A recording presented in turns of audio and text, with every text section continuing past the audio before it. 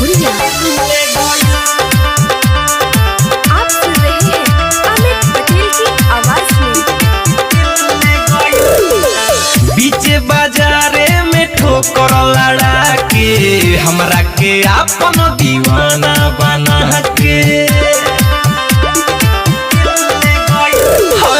बीच बाजारे में ठोकर लड़ा के हमरा के अपन दीवाना बना के, ऐसन बीमारी धरा के गईल, स्कूटी वाली दिल ले गईल, स्कूटी वाली दिल ले गईल, हाँ हाँ हाँ स्कूटी वाली दिल ले गईल।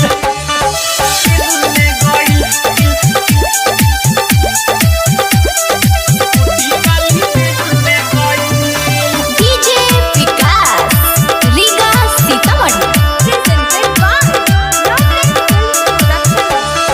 देखी के हम पगलाई रे गईनी रेशम के जैसन बाल रे, बढ़ता रही रही के हो बेचैनी भइल बा ऐसन हाल रे।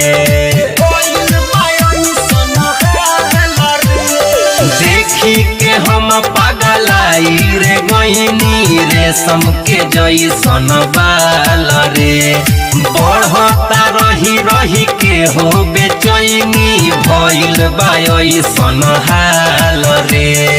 नैन से नैन लड़ा के गईल, स्कूटी वाली दिल ले गईल, स्कूटी वाली दिल ले गईल, हाँ हाँ हाँ स्कूटी वाली दिल ले गईल।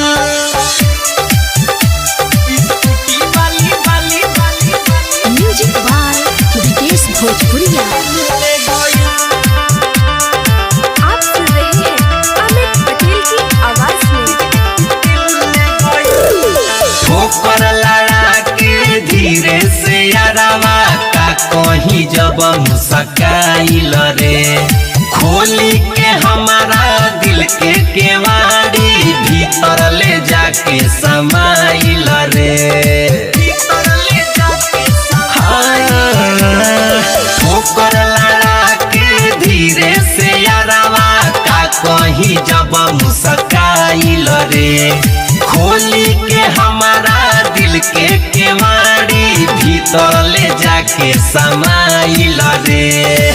हमके दीवाना बना के गईल, स्कूटी वाली दिल ले गईल, स्कूटी वाली दिल ले गईल, बीच बाजारे में ठोकर लड़ा के हमरा के अपन दीवाना बना के, ऐसन बीमारी धरा के गईल, स्कूटी वाली दिल ले गईल,